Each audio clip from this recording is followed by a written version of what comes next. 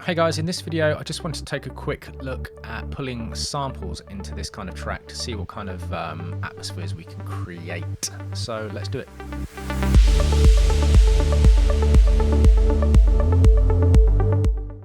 Hello again. As is becoming customary in this little series of tutorials, I just want to take a look at an older track of mine for examples again. Now the reason I've taking a look at this one is because there are a couple of odd sample choices in here, starting right at the beginning.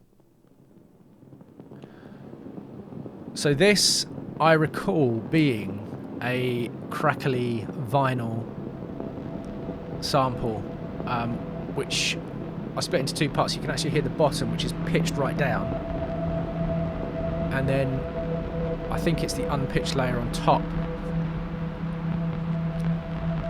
just run through tons of reverb. And I suppose what I wanted to try and illustrate here is that you can use kind of anything. You don't have to use specifically musical samples in tracks like this. There's another track I used where I used a sample of a grandfather clock just ticking away in the background. I can't actually bring that one in because it was actually released on an ambient compilation album, so I can't show you that one. If you look on Spotify, Bluff Monkey Demonica, it'll come up on there. But you can hear all sorts of weird samples, like there's crows in it as well, because it's supposed to be quite not horror, but again it's supposed to be a dark, moody track. And Alcy Owen uses a lot of unusual samples as well. Now, there is a use case for movie dialogue. Obviously, I can't do that here because of copyright reasons, even though most people do. A lot of people do it. It's just there's a chance of a copyright strike, so it can't be done. So I just want to illustrate the fact that try and be creative with these samples, because a lot of the time, as I mentioned before, what you hear can be deeply connected with your perception of how something should be or how something sounds. And really, that's to do with the way that your brain has connected with things over the years. So just one more section of this I want to show you. I can't remember exactly where it is. Is it down here? Yeah, right. This thing. That little sound there.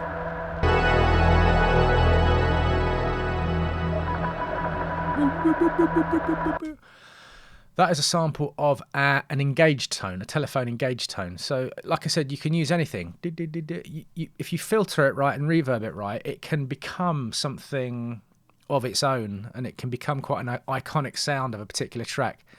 Not in this case, I don't think, but you wouldn't necessarily know what that is. I don't think there's any other weird samples I've got in here.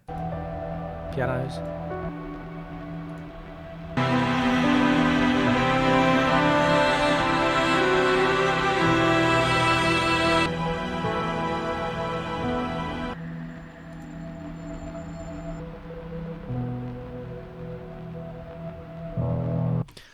No, in this case, no, there isn't. So I just wanted to show you that in the track that I have done in the past. It's really just to illustrate this point of samples can be anything. And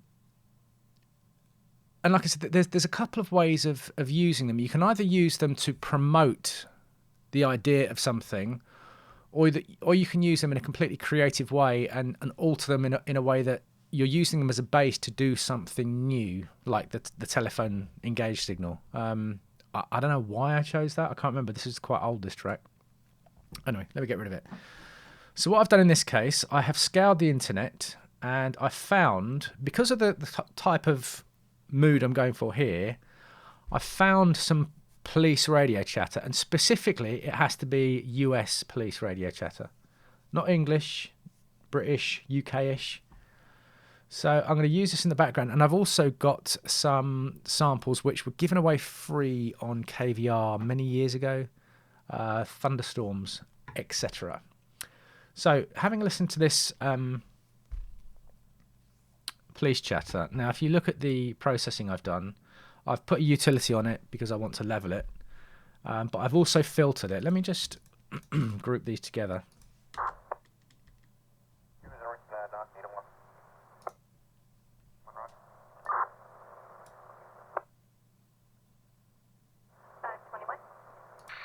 Now turning the filters on. Off, I mean.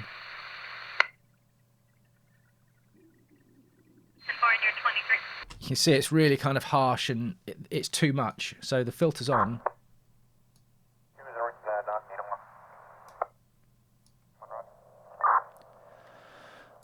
I want this filtered down to the point almost where it becomes illegible. You can't really hear what's going on. But this kind of sound is very familiar to you, right? This kind of police radio chatter. You've heard it so many times, but you don't know where you've heard it. But it will always be in a context.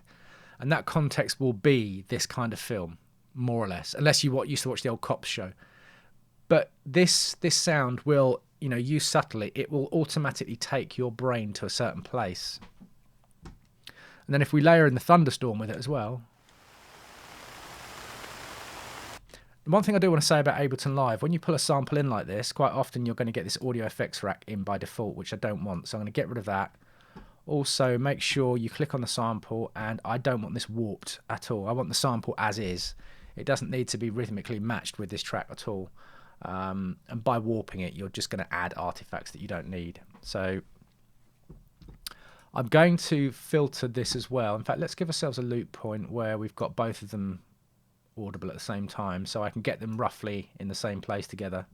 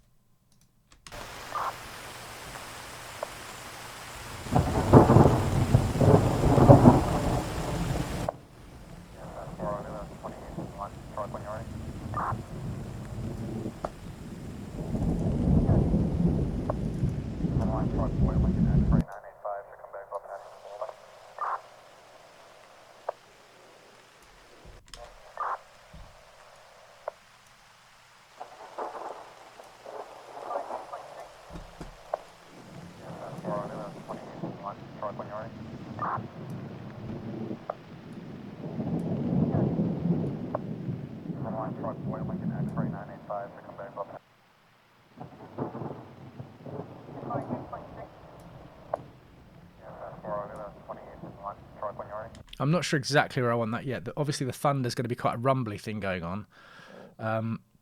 So you don't want to take too much of the low end out, but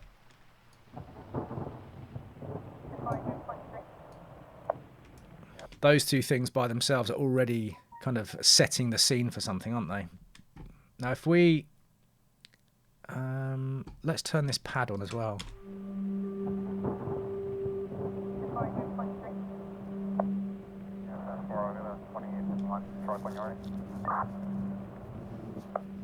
Yeah. I'm liking that already. So what I want on the radio chatter, I definitely want my where am I going? I definitely want my black hole. Now we don't want the actual size too massive.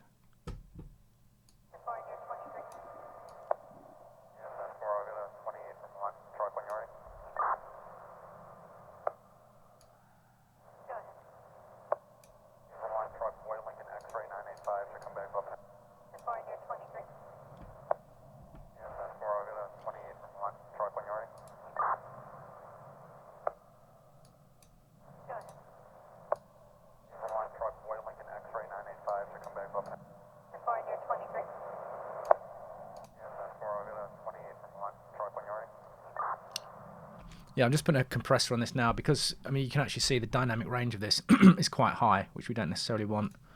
So let's try that.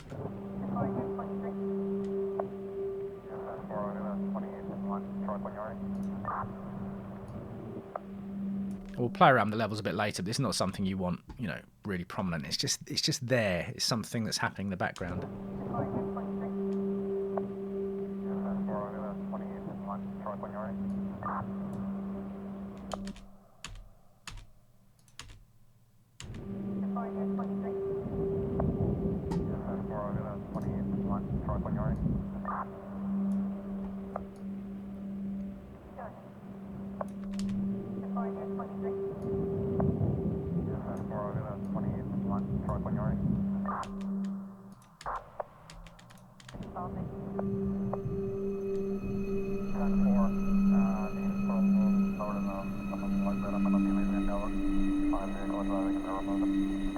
Yeah, so I mean, do you know what I mean? You can't really hear what the guys on the radio are talking about. You can't hear the words so much. It's just a texture that your brain will recognise and it will work with, because it's just used to hearing that. So I just wanted to have a quick video about pulling those kinds of samples in. Now, like I said, they can be anything. I've used like birdsong quite a lot for certain things. Excuse me. Dry throat. Just because it's such an evocative sound, it's such a familiar sound to the human brain that it will automatically put you in a certain place. But different kinds of birdsong for different things. Like that summer DJ intro, happy birdsong. The Demonica track, if you look at it on Spotify, it's crows, because for some reason we're used to hearing crows in dark, horror-like environments. So, yeah. One thing I will say, if you need a source for samples, this particular radio chatter, I just Googled it, and this was the first thing that came up. But there is a website called Freesound. Now, all of the sounds on there, as far as I recall, I used to use it a lot. All of the sounds on there are royalty free to use. They do ask that you mention the author. But Freesound is an invaluable source for Foley if you don't have... Be right back. Yeah, if you don't have one of these things, which, I mean, I've had this one for ages. It's just a fairly standard field recorder. So these things aren't massively expensive, but they can be used to record almost anything. Let me just switch this off. And it just gives you that extra layer of kind of creative input into the track that you're making.